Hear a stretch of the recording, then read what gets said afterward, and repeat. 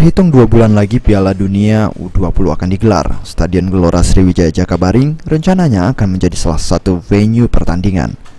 Namun sampai saat ini kesiapan Kota Palembang sendiri masih menjadi pertanyaan, serta juga promosi pemerintah daerah masih kurang maksimal.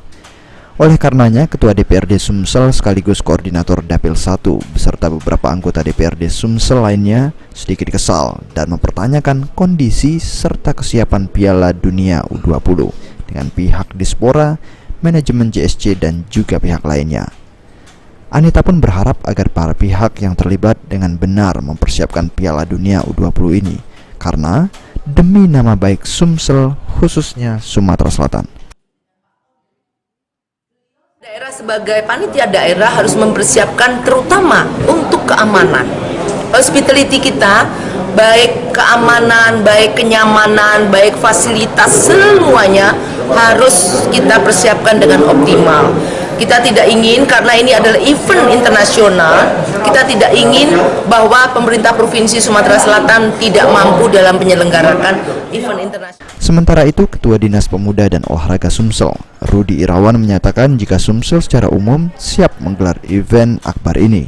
Bahkan, kondisi Stadion Gelora Sriwijaya Jakabaring dari inspeksi FIFA beberapa waktu lalu cukup baik.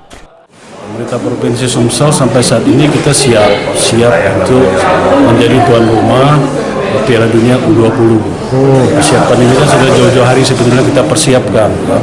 Sudah dari beberapa waktu yang lalu, dimulai dari beberapa kali kunjungan dari delegasi FIFA, beberapa catatan dari FIFA pun itu sudah kita tindak lanjuti.